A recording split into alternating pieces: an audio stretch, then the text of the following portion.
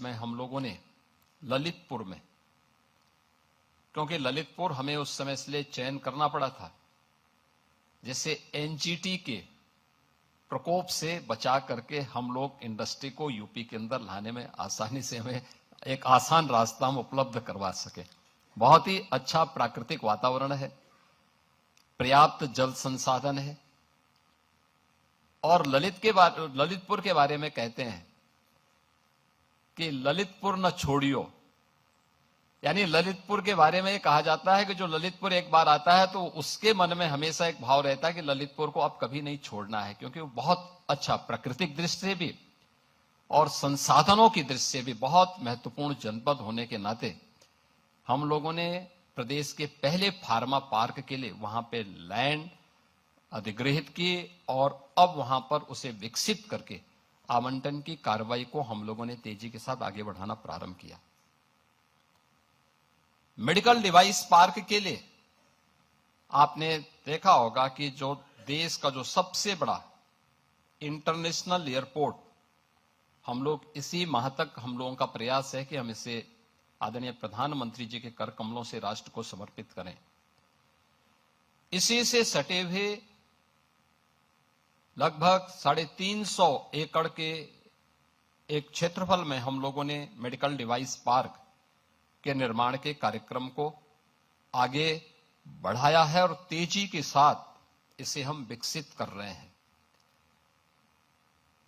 आगे की उन संभावनाओं को लेकर के मुझे याद है जब कुछ वर्ष पहले आईआईटी मेरे पास आई थी, उन्होंने कहा कि हम मेडिकल के फील्ड में कुछ करना चाहते हैं। तो मैंने कहा आईआईटी को मेडटेक का एक सेंटर ऑफ एक्सीलेंस विकसित करना चाहिए। उन्होंने कहा हमारे पास इतना पैसा नहीं। हमने कहा राज्य सहयोग करेगा।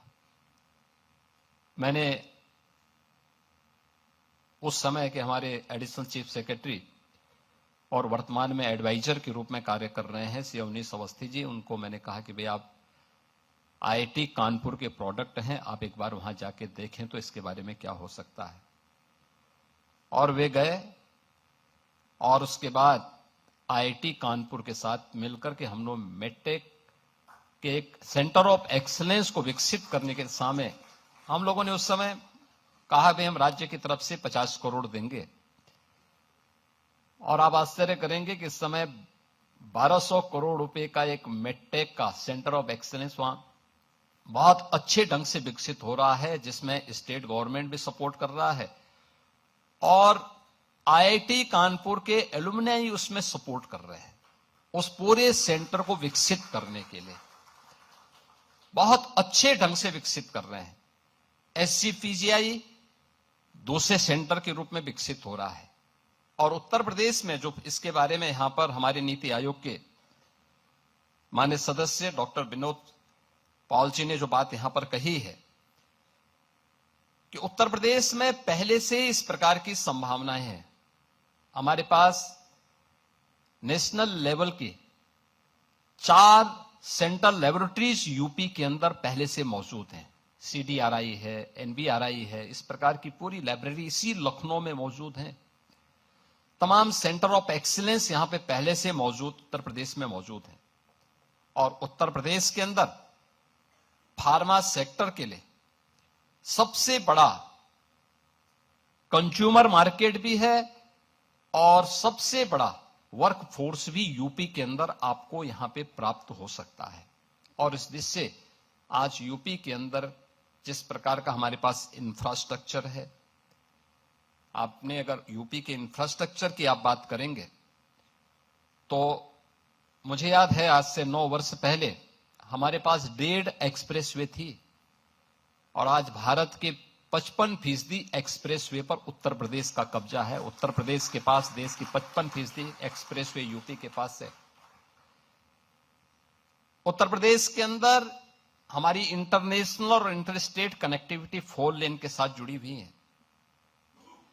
हर जिला मुख्यालय 4 लेन के साथ, तहसील और ब्लॉक मुख्यालय 4 लेन और 2 लेन के साथ हमारी जुड़ी हुई है। 25 करोड़ की आबादी उत्तर प्रदेश के अंदर है। बेहतर कनेक्टिविटी है, पर्याप्त जल संसाधन है, और इतना इंफ्रास्ट्रक्चर यानी रेल का सबसे बड़ा नेटवर्क हमारे पास, देश के अंदर सबसे अधिक सिटी में मेट्रो का संचालन, देश का पहला इनलैंड वाटरवे, देश की पहली रैपिड रेल और देश के अंदर सबसे अधिक एयरपोर्ट रखने वाला राज्य आज उत्तर प्रदेश है। मुझे याद है आज से 9 वर्ष पहले ये एक सपना होता था। मुझे अगर दिल्ली जाना होता था गोरखपुर से, तो मुझे पहले गोरखपुर से लखनऊ आना होता था, लखनऊ से फिर मैं दिल्ली जाता था। गोरखपुर से लखनऊ पहुंचने में मुझे 6 घंटे लगते थे और फिर यहां से फ्लाइट पकड़ता था दिल्ली के लिए। आज यूपी की कनेक्टिविटी क्या है? आज कोई लखनऊ से गोरखपुर जाना चाहेगा तो मात्र 3 घंटे में पहुंच सकता है, यानी 6 घंटे की दूरी को 3 घंटे में की गई है।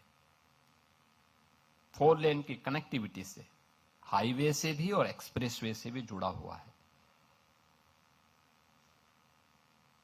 गोरखपुर से एक फ्लाइट चलती थी और वह भी कभी कभी, आज वहां से 14 फ्लाइट चल रही हैं, देश के अलग अलग सिटी के साथ जुड़ी हुई हैं। हमारे वर्तमान में 16 एयरपोर्ट क्रियाशील हैं। उस समय केवल 2 एयरपोर्ट हमारी क्रियाशील थे, 2 आंशिक रूप से थे। आज नए एयरपोर्ट बने हैं, 4 हमारे पास इंटरनेशनल एयरपोर्ट हैं, 5वां international airport Noida international airport इसी महीने हम लोग आदरणीय प्रधानमंत्री जी के कर कमलों से समर्पित करेंगे राष्ट्र को। यानी कनेक्टिविटी, इंफ्रास्ट्रक्चर का विकास और बेहतरीन निवेश के अवसर उत्तर प्रदेश के अंदर विकसित करने के बावजूद भी उत्तर प्रदेश देश के उन बड़े राज्यों में एक है जिसने अपना फॉरेस्ट कवर भी बढ़ाया है। ऐसा नहीं कि हम लोगों ने केवल भौतिक विकास के बारे में, हमने पर्यावरण को भी बेहतरीन ध्यान दिया है और उत्तर प्रदेश ने पिछले 9 वर्ष में अपने फॉरेस्ट कवर को भी तेजी के साथ विकसित किया है। अब उत्तर प्रदेश के अंदर पिक एंड चूज नहीं है, पॉलिसी पैरालिसिस की स्थिति नहीं है। आज उत्तर प्रदेश के पास अपनी 34 सेक्टोरियल पॉलिसीज हैं, हर एक फील्ड की अपनी पॉलिसी। कोई भी निवेशक आएगा, सिंगल विंडो के प्लेटफॉर्म के माध्यम से हम उसे सुविधा उत्तर प्रदेश के अंदर उपलब्ध करवा रहे हैं। इंसेंटिव वितरण के लिए मैं स्वयं उसकी मॉनिटरिंग करता हूं कि अगर किसी निवेशक ने, किसी इन्वेस्टर ने यहां निवेश किया है तो पॉलिसी के दायरे में रह करके उसको हमने समय पे उसका इंसेंटिव दिया है कि नहीं दिया है, और फिर इसमें हर एक स्तर की जवाबदेही भी तय होती है। अक्सर होता क्या था कि सरकारें वायदा तो करती थी, लेकिन देने की जब बात आती थी तो उसमें कुछ न कुछ ऐसे लोगों लगा लेते थे कि वह कभी भी सुलझता नहीं था। हमने कहा भी नहीं, जब सरकार ने एक बार कह दिया है, बहुत बार होता है सरकार बदलती है, हमने कहा भी सरकार सरकार होती है, व्यक्ति बदलता है। किसी भी सरकार ने कोई पॉलिसी बनाई है, उसका पालन करना अगले का दायित्व तो बनता है। किसी ने भी यहां पे तय किया हो, 2007 में तय किया हो, 2012 में तय किया हो, 2014 में तय किया होगा, अगर किसी सरकार ने तय किया है उसको हम लागू करेंगे। हमने उसको प्रभावी ढंग से लागू किया, नई पॉलिसीज दी हैं, पॉलिसी के दायरे में बिना भेदभाव के हर एक इन्वेस्टर को उसका इंसेंटिव भी समय पे हम लोगों ने उपलब्ध करवाया है।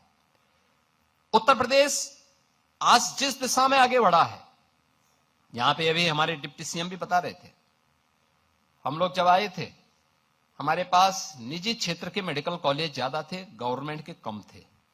हॉस्पिटल्स की स्थिति बहुत खराब थी, बहुत दयनीय स्थितियां थी, और हम लोग तो उन परिस्थितियों से जूझे हैं, देखे हैं। लोग मरते थे, कोई पूछने वाला नहीं था, बीमारी से लोग तड़पते थे, और समाचार पत्रों में, मीडिया में आता था अज्ञात बीमारी से इतने लोग मर गए। बीमारी अज्ञात, आज के समय में भी अज्ञात थी, मुझे एक जनप्रतिनिधि के रूप में इस लड़ाई को सड़क से लेकर संसद तक लड़नी पड़ती थी। लंबी लड़ाई को हम लोग लड़े और आज मैं कह सकता हूं कि पूर्वी उत्तर प्रदेश में और उत्तर प्रदेश के 38 जनपदों में इंसेफ्लाइटिस जैसी बीमारी को हम लोगों ने आज पूरी तरह समाप्त कर दिया है, पूरी तरह समाप्त किया है। यानी ये सरकार की नीयत साफ है, उसकी नीतियां हैं, हर एक व्यक्ति तक शासन की योजना का लाभ ईमानदारी के साथ पहुंच जाए। तो मेरा यह मानना है कि वह सब कुछ किया जा सकता है जो एक कॉमन मैन के मन में होता है। हम लोग इस बात को बोलते थे।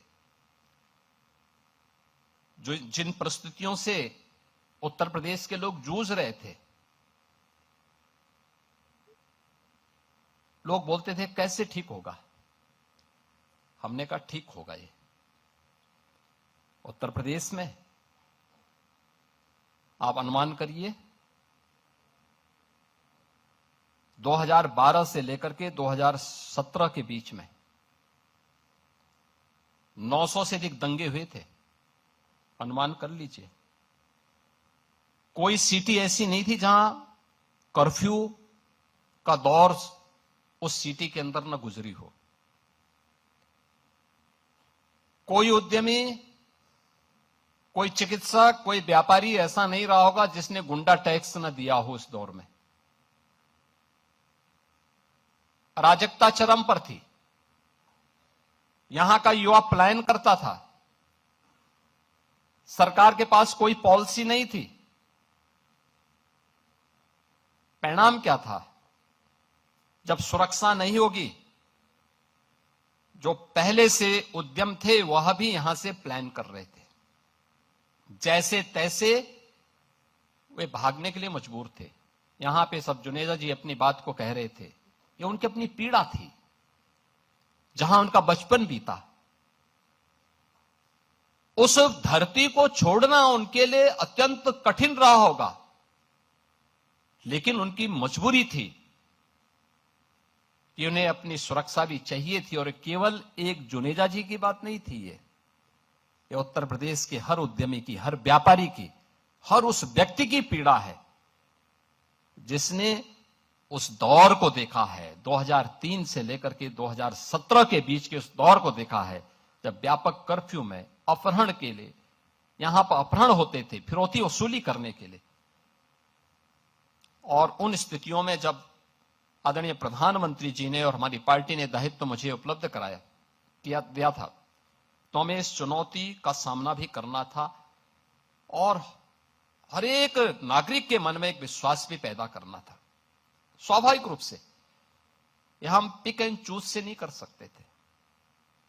हम लोगों ने तय किया भाई जीरो टॉलरेंस फिर सब पे बराबर लागू होगा। अगर अपना व्यक्ति भी गलत करेगा तो उसके लिए भी वही कानून लागू होगा जो एक माफिया और अपराधी के लिए लागू होगा। कोई अपना पराया नहीं होगा। और हम लोगों ने इस मामले में जब कार्रवाई प्रारंभ की, प्रयास तो किया कि कानून के दायरे में रह करके करें।